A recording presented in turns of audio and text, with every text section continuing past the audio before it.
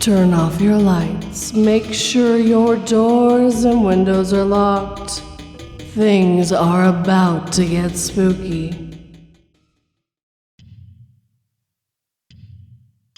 Damn it, I popped the pimple again. A Case of Time Travel Misuse by Scare in a Box. April 20th, 2022, 5:55 p.m. Hello there, devoted viewers and newbies. It's your favorite scientist again, Dr. SM. Welcome to my channel, where I'll provide you with some science that's sure to be amazing. Get it? 'Cause it's got the word Maisie in it. Ugh, never mind. So today, beakers clanged together in the hands of Dre as he burrowed through his packed and stuffy lab, trying to get to the desk at the end of the room. His computer was still playing the recording from the day before, and he had no intention of turning it off. His glasses were a hair's breadth from sliding off his nose, and all he could do to prevent them from falling off was to keep his head slightly tilted upwards. His hands were full of beakers, so he couldn't push it back properly, and he had to do all he could to ensure they got to the end of the room without tipping over. His white lab coat, which he had forgotten to button up, was not buying the idea of allowing him to go scot-free without crashing into something. It hooked itself on the microscope on the table just as he squeezed his way through, and the microscope went crashing to the ground with a loud clang. "Sweet Adam's mother of elements!" exclaimed Drew as the clang continued, getting his attention and throwing him off balance. One of the beakers in his hand almost slipped out of place, but he was lucky to have it in his grip properly. Finally, he got to the desk and laid them all down with the proper care. The 4 beakers all contained toxic chemicals that mustn't even slip 1 inch. Finally, he straightened himself and pushed his glasses back on his nose properly. Then he scanned through the room as though it was his first time being there. His room was stuffy, cramped, and cluttered. Experimental equipment filled every inch of space, leaving little room for anything else. There was a small bed in the corner, unmade and housing too many dirty clothes, barely enough for one person to sleep on. The computer table was covered in papers, beakers, and various other knickknacks that had accumulated over time. In the center of the room stood a large workbench littered with wires, tools, and various pieces of machinery. The shelves above the workbench were filled with bottles of chemicals, many of which were unlabeled and impossible to identify. The smell of chemicals and grease was overpowering, making it difficult to breathe, but that was absolutely no problem to Dre. He enjoyed his space just like that, as he loved to work alone. Despite the chaos and clutter, it was clear that the scientist Dre was a genius. His mind was always racing, always coming up with new ideas and theories to test. He spent countless hours in this room, poring over his notes and running experiments. It was a place where he felt most at home, and he was always eager to share his latest findings with anyone who would listen. "It is high time that I put this room in order," he said to himself as he placed both hands on his waist and stared around. Just as he started to clear up some things in the room, folding up the clothes on his bed and putting them into a basket, a beeping sound in the room caught his attention. The beeping was familiar, and it was something he had been expecting since the day started. He turned around swiftly, dumping the shirts in his hands back on the bed. He dashed towards the sound. The hand-built machine he had spent the whole of the current year building was now ready, and since it was connected to his computer, the computer was making a beeping sound to alert him that his invention was ready. The hand-built machine looked a lot like a microscope, with a large round base and a slender adjustable arm. It had a small circular aperture at the end of the arm.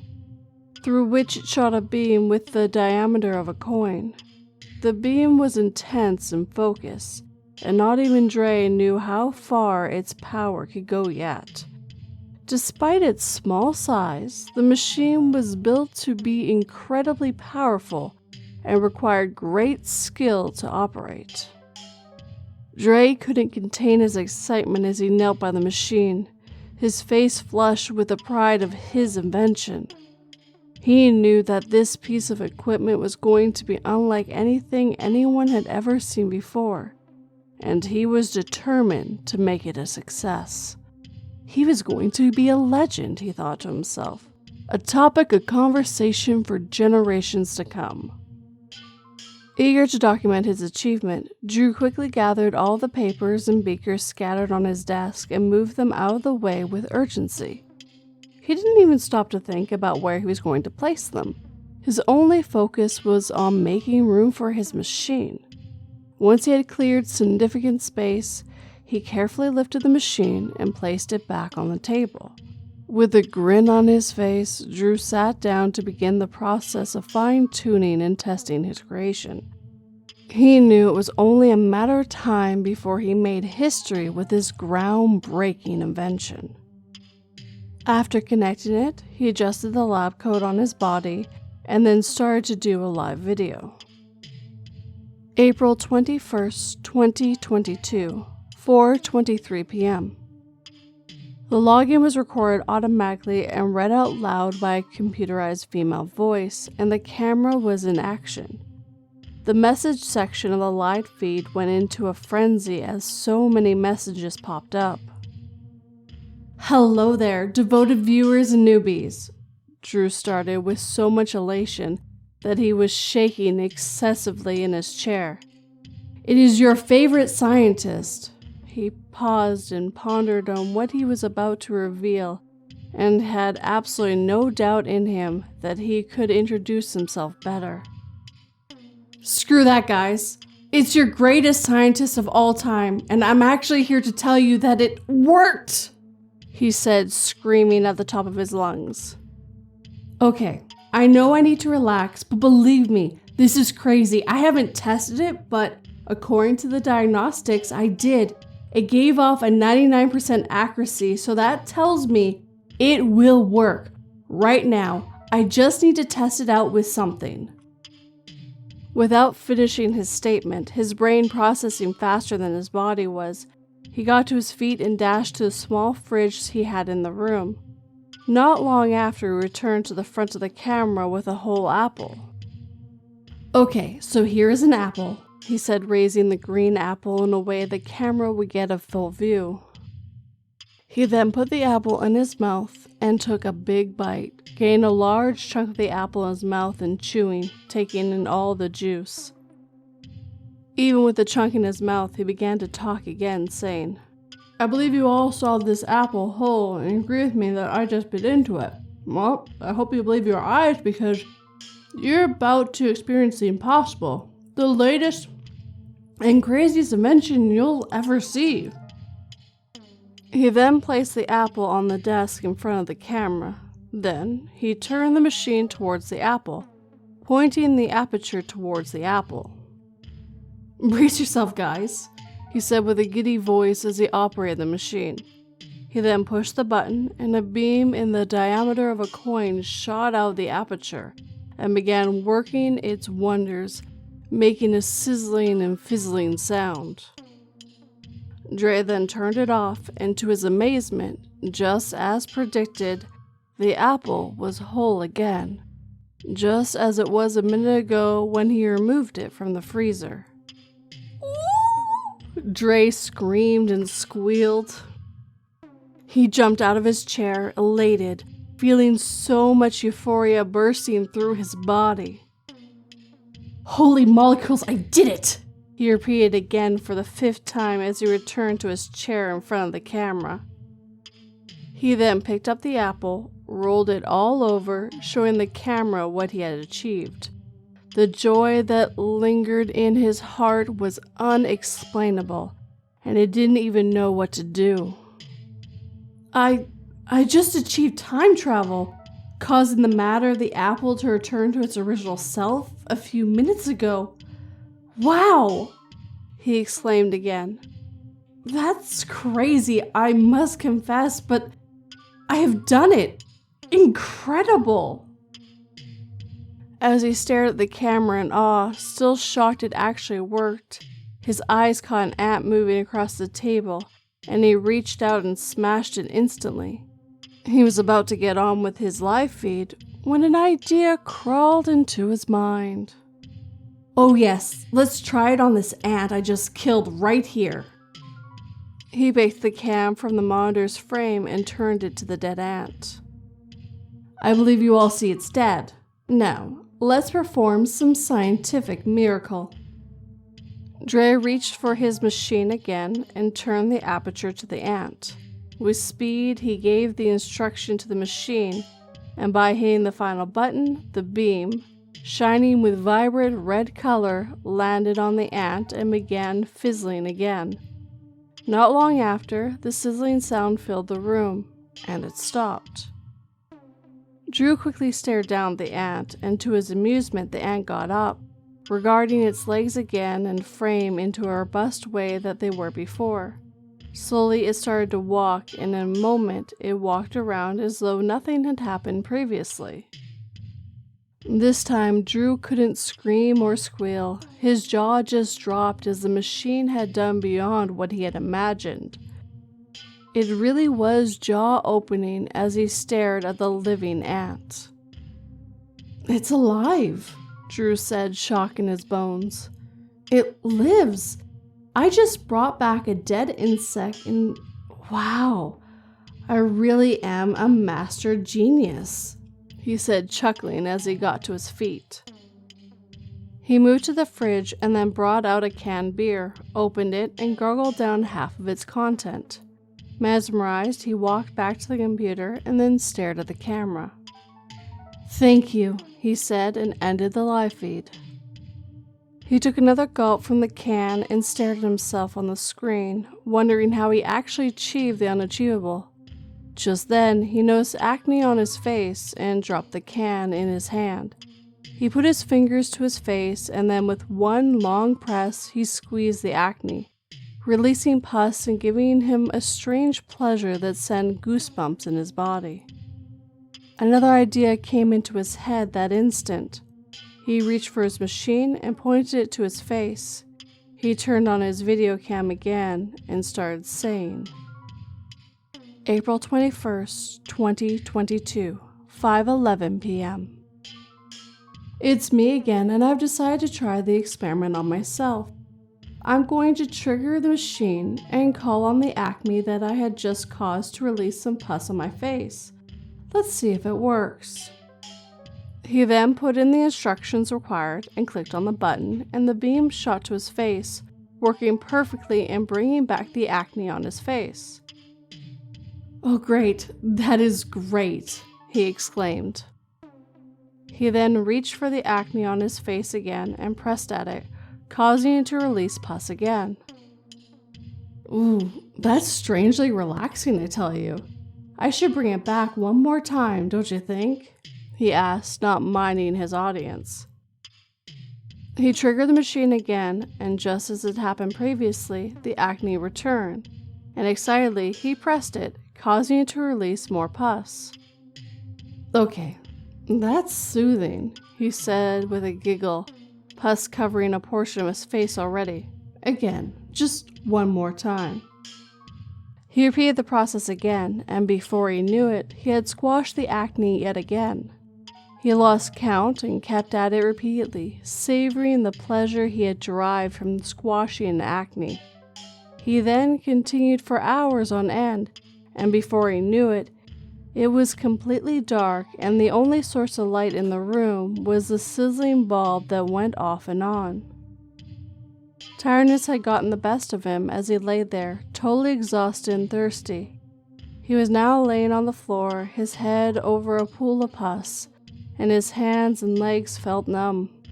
He felt like a log of wood. He managed to summon all his strength and climb back to his chair, and with a last burst of energy in him, he typed into the live feed, "Help."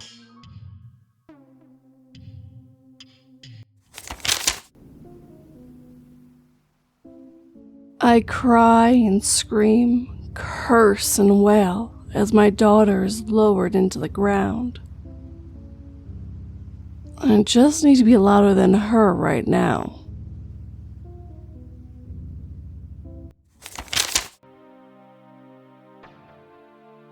Sarcophagus by Scare in a Box. Consciousness returned slowly, the drugs leaving Lorcan's system, to find he was moving slowly down. The walls around him made of metal, an elevator. He breathed in deeply. There were those who speak of it, the sarcophagus, but no one knew the truth. It seemed as though anyone who walked in never returned. None were missed. He wouldn't be either. The choices he made no longer making him seem human to most others. The end of his life something they wouldn't be saddened by. Not even his mother would cry. Lorcan stared at the door. Escaping the elevator was an impossibility, but there may be other chances. Whatever the others said might be nothing more than stories, to spread fear into those who were chosen, the way he had been. It was his time to be useful. At least that's what they said, so it was likely he'd be given some kind of job to do. Finally, his conscience fully his once more. The elevator reached the right stop, and the door opened automatically. Outside were guards. Each held a firearm pointed directly at Lorcan, something he had become used to. Stepping out, knowing it was what he was supposed to do, he looked at each of them in turn, before the sound of footsteps started to come from in front of him. At the same time, the elevator started to move back up. Glancing back, no signs of an easy route to follow the elevator. Lorcan waited, the footsteps likely belonging to the person who explained it all to him. When they stepped into the light, a young woman who looked as though she was barely out of college, he raised an eyebrow. She didn't seem to pay any attention to his reaction. "Lorcan O'Connell?" Who else was it going to be? Nodding, not wanting to anger her on the first day, he studied her.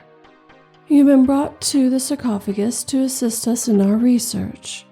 She gestured for him to follow her, as though he had any other choice. The guards gently urged him in that direction. "This facility is somewhere you will not be able to escape. Your escapades are well known to us, Mr. O'Connell." Saying nothing, certain he wasn't meant to, Lorcan kept his eyes on where they were going. The guards were watching him closely. But he was there to assist with some kind of research. It was likely he'd be dealing with scientists. All it took was for one of them to make a mistake. "You, of course, don't believe me, but you may when I explain more about the work you are going to be doing." She glanced back. "There have been those who thought they may be able to use me as their route out. It didn't work out for them, and it won't work out for you." There was a certainty in her voice Lorcan had never heard before. "Whatever you may imagine, I was chosen for a reason. Yes, I am young. However, my father has been working on learning more for many years now, and he is no longer able to deal with the depth. We are deep under the sea." He stared at her back. "This is the deepest I believe any humans have ever been. During one of my father's journey down here, he found something.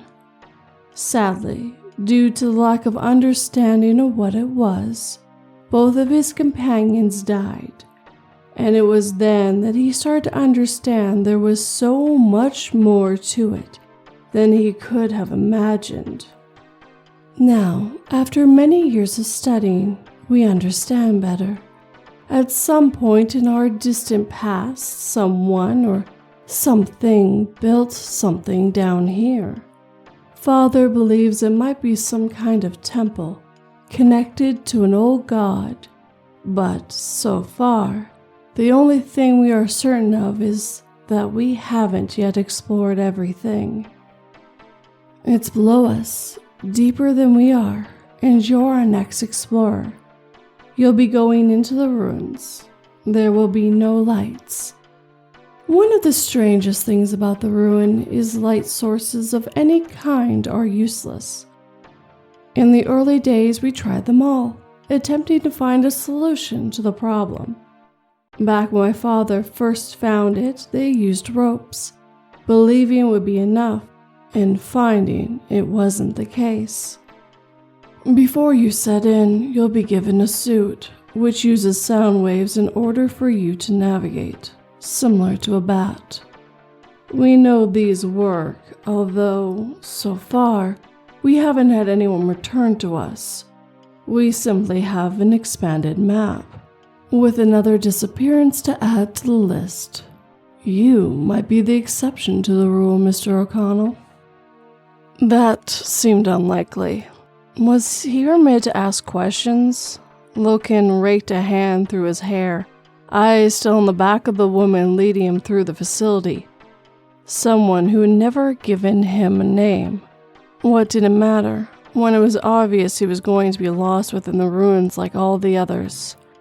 How many had been through the years? So it got to the point where everyone knew about it? So far, you've been very quiet. It's not unusual. Finding out where you are often has that effect on people. But I'm willing to answer any questions you may have at this point, if I have the answers to give you. Does anything actually matter? Loken shook his head when she glanced back at him, her eyes emotionless.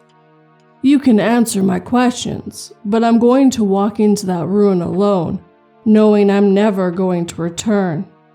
Anything you tell me right now means nothing. Maybe it does. Some have been fascinated by the idea of the ruin, believing they'll be the one to find their way out. You, on the other hand, have gone the opposite direction, not willing to think it's possible you might be an exception, and therefore all of this means nothing to you. I have found this has an effect on how much deeper you can get. Those who have seen themselves being different have been lost to us far sooner. Have you never been scared one of us might come back out? Why scared? Mr. O'Connell, if one of you does end up becoming the exception to the rule, it will change everything for us. She stopped, turning to look at me, her eyes on mine. I have no doubt what you think of us, and the decisions we made in order to map these ruins. Had there been any way else, I'm certain the government would have closed them up a long time ago. Instead, they keep sending you to us in order to understand more. Understanding is more important than I think you could possibly understand. How were they made? Does this mean there were civilizations who were able to get down here this deep in order to build their temples? We know so little, and the very thought of one of you returning is something we haven't dared to have, as there have been hundreds lost. Too many. At times I have argued against this, saying it would be best to stop, yet there are those who argue we can't. Not until we know what's in there. If it's something dangerous, then we need to find a way to stop it. Although I have no reason to think it's something we could do easily. More than anything, I want someone to be the exception, to find their way back to tell us what they found. But every time it doesn't happen, my belief in it can die a little more. One day, I have to believe something will change, and the person we send into the ruins will come back. If I didn't, if I had not been able to do my job, something I have to admit I sometimes wish wasn't mine at all, but I'm the only person who followed in my father's footsteps. He's unwilling to give up, the same way the government is, leading to us being disposable. We made bad choices in our lives, so it doesn't matter if we don't return. If it was someone else, everything would be different. Yes, it would, and I don't see you as disposable, Mr. O'Connell. I want you to return. She stepped over to a locker, taking out a suit that looked like it might have been based off of those diver ones. Please remove your clothes and put on this suit, ready to make your journey into the ruin. Blinking, Lorcan took it. You want me to strip right here? It's nothing we haven't all seen before. Shrugging, certain it didn't matter, he stripped off his prison wear, slowly getting into the suit.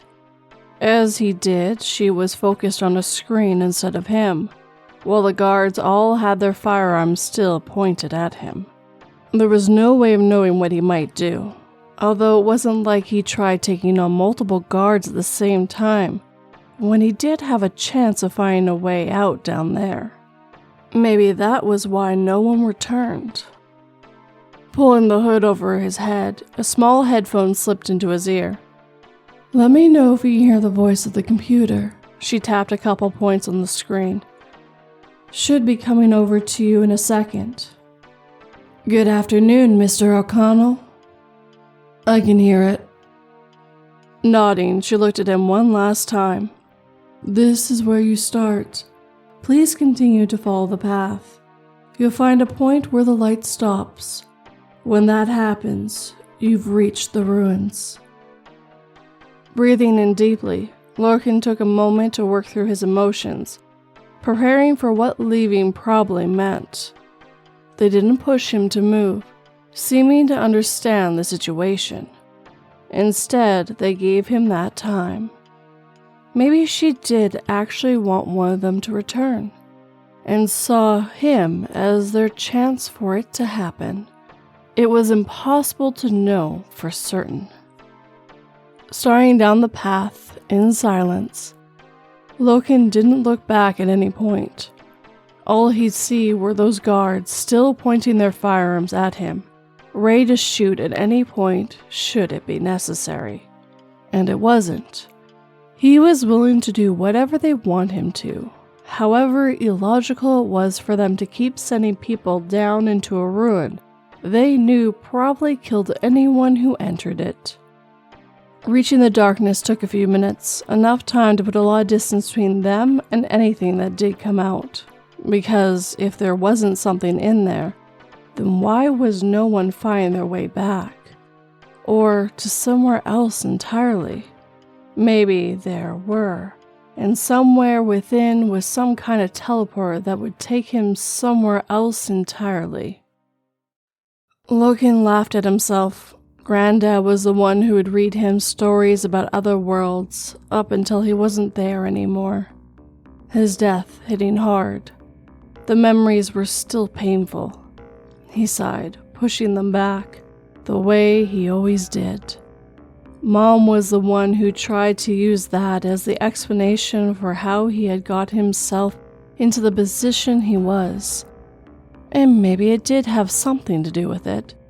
If it hadn't been so sudden, one moment here and the next gone, it might have been easier. Only death was never easy. Understanding that pain should have been the reason he never forced it on someone else. Instead, Lorcan found himself in a dark place, wanting everyone else to hurt the way he did. Some said everything would have been different had he been in therapy, able to actually talk to someone, work through those emotions. They were probably wrong. Even though it was rare, Loken thought it was much more likely that there was something wrong inside of him. If there wasn't, he might have cared when he had killed those people. Granddad was the one person he truly cared about, and losing him, well, it was inevitable. All the morals died. Even he would, potentially, in these ruins he had almost reached. It was probably for the best he was there. At least his death would mean something to those who wanted to understand what was there. Reaching the point where all the lights stopped, Loken gave himself another moment, knowing when he stepped into the darkness, everything was going to be different. Finally, after longer than he should have waited, he stepped into the darkness, losing all sight in the second it took. Touching the wall with one hand, Loken at least knew he was somewhere. It wasn't all a hoax. He breathed in deeply, slowly, running his hand over the cold stone. "Walk forward, Mr. O'Connell, until I tell you to turn." Doing as was told, the easiest task, Loken thought of the woman who had sent him down here. How similar her voice was to that of the computer. Maybe they used hers to create it, because she had made the decision to take over from her father. So those who started wandering the ruins would at least have some consistency. Left here. Knowing he should do what he was told straight away, Loken still reached out one hand to see if there was a wall on the right. There was. Interesting. Going left, the silence lasted longer than it had before. He found himself wondering how large the ruin was. He didn't have any idea of what it looked like. Maybe he should have asked more questions. Ignoring the fact that he was walking into something he knew nothing about was stupid. Right now. Once again, Loken reached out for the other wall, realizing there was nothing there. As he turned, his arm brushed against the wall in front of him, so he had been moments away from walking directly into a wall. Something he definitely would have done had he not reacted differently to the voice. "You could give me a little more warning," and wasn't going to be able to hear him, probably programmed not to say anything more than it did. "Unless you want me to break my nose on a wall." There was no response, exactly what he expected. Loken kept walking, not feeling anywhere near close to tired, which might have something to do with the suit. Hopefully, there was also something within it that would stop him from becoming hungry or thirsty. Otherwise, there was going to be an issue in the future. Sighing, Loken knew there was nothing else he could do other than to think and wait for the suit to tell him where to go again. Thinking meant going over everything he had done before, a nightly ritual for him most of the time, as he had tried to work out whether his life could have ended differently, or if he was always going to be the kind of person who ended up wandering in the darkness as a disposable explorer chosen by the government to do something they wouldn't let anyone else do. Another right. More prepared than before, Loken checked all the walls around him. They were all open, but he needed to go right, however tempting it was to go against the computer. It might be the way he was able to find a route out of the ruins. Although, if he did, was he going to be able to find a way back to the surface? Being deeper than the ocean made it that much more complicated, and was probably the main reason they weren't worried about someone being able to escape if there was a way out. Glancing left, even though he still couldn't see anything, he turned right. Had someone else gone down the same route as him in the past? So he's simply following their route? And eventually, the time would come when Loken would step down a path that no one had ever been down before? Not that he would know when it was. The computer might have that knowledge without being able to share with him. Walking for what felt like longer than before, Loken closed his eyes. It wasn't as though it mattered whether they were open or closed. The darkness, unlike anything he had seen before. In some ways, it was easier to be looking at the soft darkness of his own eyelids rather than the hard darkness of the ruins around him. How was it even possible? There was no darkness quite as dark anywhere else, at least not that Lorcan knew of, and it was one of those things he had learned about from Granddad.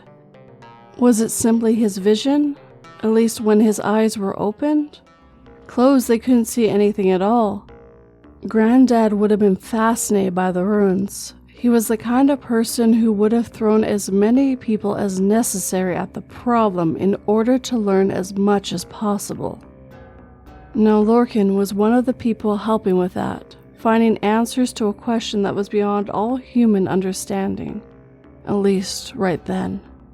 Granddad would have wanted him to volunteer for it, and maybe he had, by following the path he found himself on, learning more about a different kind of darkness, the darkness someone could have within their soul. Raking a hand through his hair, Lorcan kept moving, feeling his hair reminded him he did still exist. He was still a person, walking through a dark ruin, only able to know where he was going thanks to the computer within his suit. Someone might have been able to find their way through a certain distance without help, but why would they try? Obviously, someone had. The first person to find the ruins walked into the darkness they definitely couldn't have understood, because they were explorers. It was what they did. No one sane would make the choice to dive deep into the depths the way they had. How was it even possible? Another one of the questions he should have asked. Left. Going left, not checking the other wall, Lorcan kept walking. What did it matter? He didn't need to know anything. Someone else was going to learn everything he found out, because they'd chosen him as their next explorer. It wasn't something he'd had ever chosen for himself, but then his choices hadn't exactly been good ones. Do you remember killing him? The voice was still the same, but thoughtful. Killing who? Your list is long. Why did you do it? How long is a piece of string? Lorcan shrugged. Pain is sometimes stronger than we are. We are? Humans, mortals. He breathed in deeply, half wishing there was someone to look at. Who are you? Now that is an interesting question, but you already know the answer. All you need to do is look deep inside yourself. Who are you? Do you remember dying? Switching from female, the voice belonging to the woman upstairs, to male. It seemed as though Lorcan was talking to himself. Another of the many things he hadn't been able to understand. How could the voice change if everything was programmed to work the way it did? Was it something they were doing to him?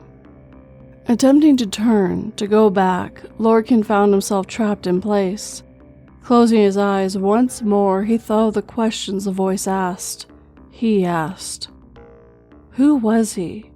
Did he remember dying? How could he remember dying when he was alive? Deeper than before, memories swirling around him, Lorcan saw himself as he was, long before he found himself in prison. The man below him was one of the men he had killed, becoming a serial killer, wanting to find a way to free himself. Only the man didn't look the way he had before. He looked like Lorcan. Lorcan killed Lorcan. It was the same for every memory. He saw things as they were, as they had been, and how they were going to be. Within the prison, there were hundreds of Lorcans. Some were the prisoners, all of them arrested for one crime or another, placed together to pay for their bad choices. Others were the guards, watching over the other Lorcans as a Lorcan, the true Lorcan, tried to understand what he was seeing. Was the voice being controlled by something? trying to make him lose his sanity, so he spent the rest of his life, however short it would end up being, running through the darkness, never to find his way out? Insanity is an interesting theory, but no, my task is not to break you in that way. You are to know the truth, the whole truth, and make a decision, as you are the next to walk these paths, the next to find their way into the abyss. Do you remember why you created it? Do you understand who you are? Lorcan shook his head. It was obvious he didn't understand who he was, but he knew where to find the answer. If the voice was right, and maybe the voice was right, he breathed in deeply, trying to find his center. Another of those things his grandfather taught him when he was younger. Controlling his more negative emotions was important. Only then he lost his center with his grandfather. Finding it once more was the beginning. Going back to that lesson, Lorcan found himself looking at himself. His grandfather was him too. A hard thing to ignore, but he managed it, as he heard the right choice in his head, rather than his own. Although, if he was honest with himself, his grandfather almost sounded like he would if he was many years older. Connecting with the control he lost, Lorcan opened his eyes, and it was as though he was able to see the truth for the first time in his life. He was in the middle of what looked like some kind of nebula, alone like he always been. Something slowly became more painful as the years passed by. Years, decades, centuries, millennia. Everything was the same way it had always been. Earth almost called to him, looking as it always had, beautiful, lush, home to animals and nothing more. Going down to it, Lorcan walked through the trees, breathed in the air, and thought about what to do next. How was he going to change things for the better? Was it even possible? The animals didn't seem to fear him. One, a wolf, moved closer. It didn't have a name then, but Lorcan knew it as it had become a dog. The kind of pet he once had when he was younger, until the time came when it left him too. The pain probably what ended up breaking him. Death was complicated in so many ways. Paying the wolf, Lorcan thought of what his future was going to hold. Nothing in the universe. He was alone, and would always be alone, unless he did something to change that future. It wasn't as though he couldn't. Leaving the wolf with one last scratch behind the ear, he delved deep into the earth. Going through the layers deep enough that it was likely never to be found, Lorcan started work.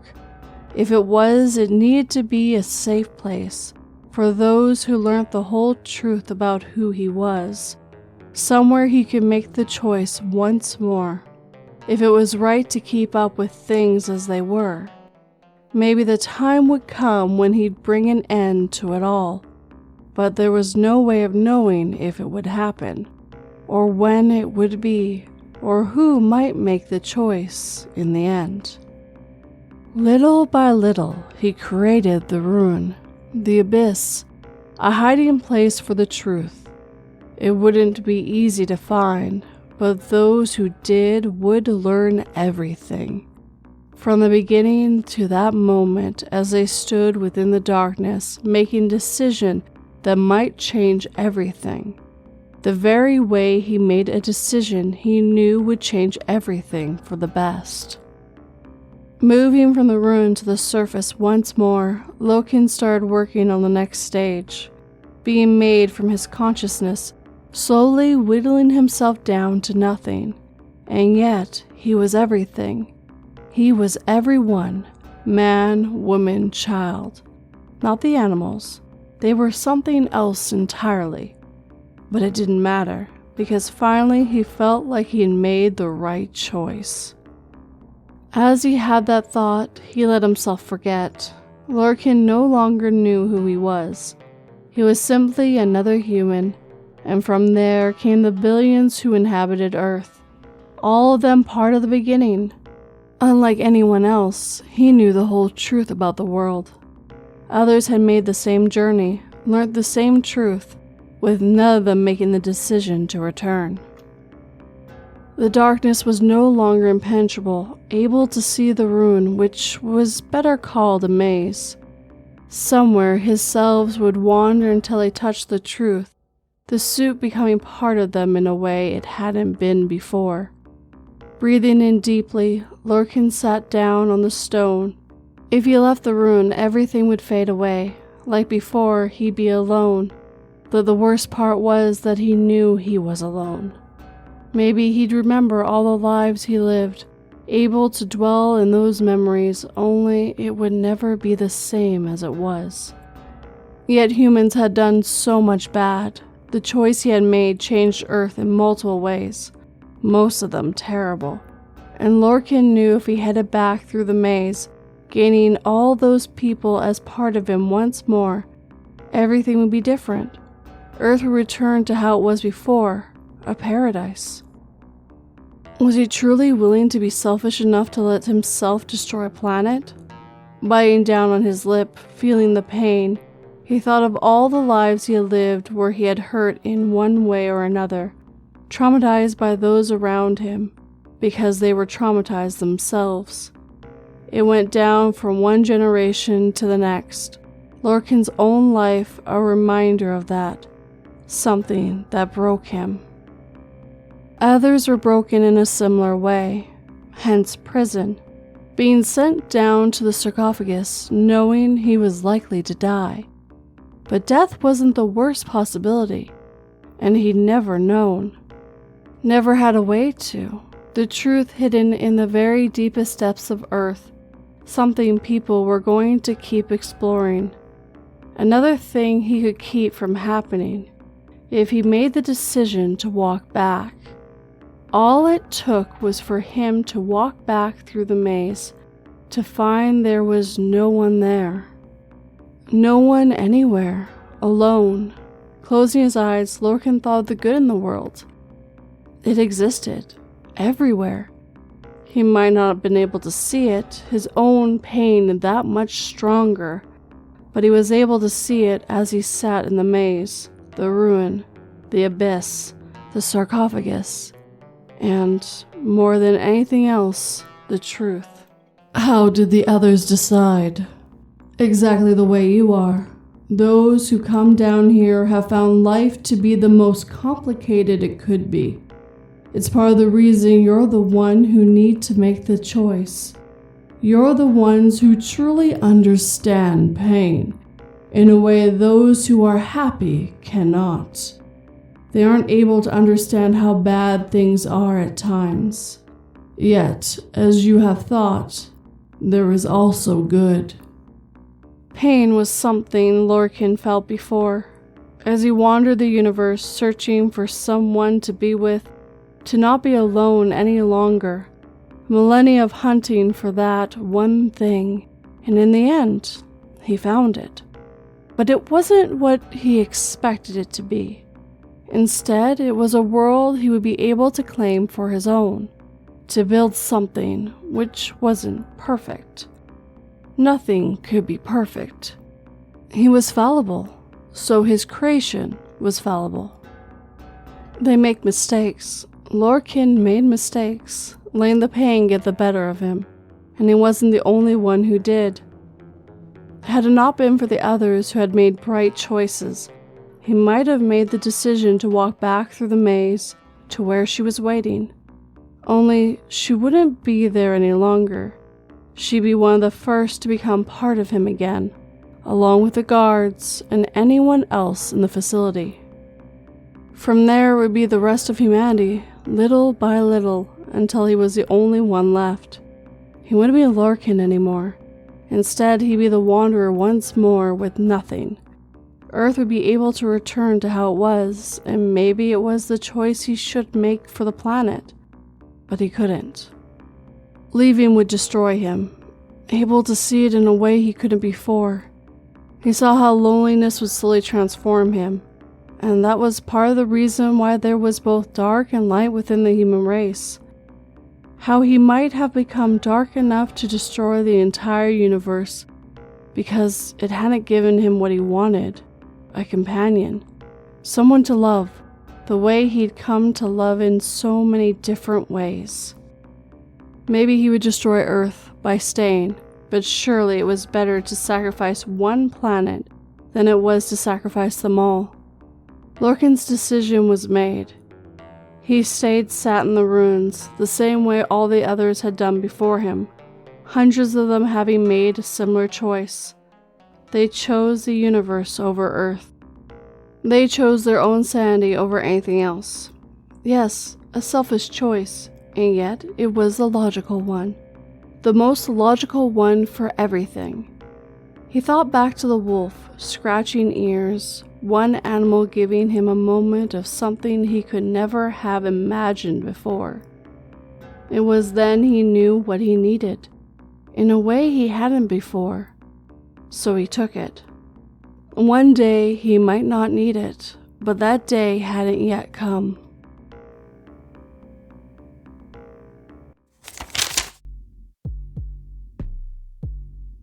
As I sat alone in my dark living room, I heard a voice whisper my name. When I turned on the lights, I saw that all the pictures on my walls had been replaced with pictures of me, taken from inside my own home.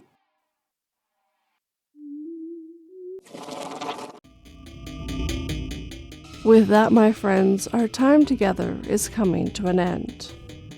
I would like to thank the writer who let me read their stories today. I even asked him for a second one to round out my sci-fi, and he sent me the longer of the two. I was hoping for another 15. No, he gave me an over 30-minute, closer to 40-minute story, because he's trying to kill me. I'm just kidding, he's not trying to kill me, but really. I didn't expect a 40-minute story. I expected another 15-20-minute story, and I was the idiot who decided to put two together. So I only have myself to blame. So this is officially the longest story video on the channel that isn't a compilation. And I think 2 weeks from now I'm going to be topping this one. Because I'm 242 and I'm a glutton for punishment, it seems. I really did enjoy both these stories, and I hope you did as well. Both had a part where I had to do something a bit different to help bring the story to life, and I hope you noticed it. And if you enjoyed these stories, hit that like button and make sure it feels it. If you're new, please subscribe and turn that pretty little bell to all notifications so you don't miss anything that's upcoming, like a longer video than this. If you'd like to help this channel/podcast grow, please just share it with anyone who might enjoy it. Little channels/podcasts like me have a hard time reaching the audience who might enjoy it. And knowing anyone who might, well, they might have a new favorite that you just don't know yet. Well, or they just don't know yet. And if you like early access and bonus stories, well, I have Patreon and YouTube memberships, where for $1 a month you get access to that. And I have some other tiers where you get some extra bonuses. But if you'd like to just buy me a coffee or just do a one-time donation, I do have PayPal and the site called Buy Me a Coffee, as well as merch where my cute avatars are on some different things. All the links, including the ones to the Patreon, are down below for you guys. Last but never least, I would love a comment, but I gotta get you that Sunday word first. On screen right now is everyone who wrote me a sentence using last week's word. Thank you guys as always. Now to this Sunday's word, which is response. RESPONSE. If you'd like to be in next week's video, well, write me a sentence down below using this word, or go to Twitter adding 242reads, and that's exactly what I'll do. But as always guys, thank you for watching and listening. It really means the world to me. Sleep tight and don't let 42 bite.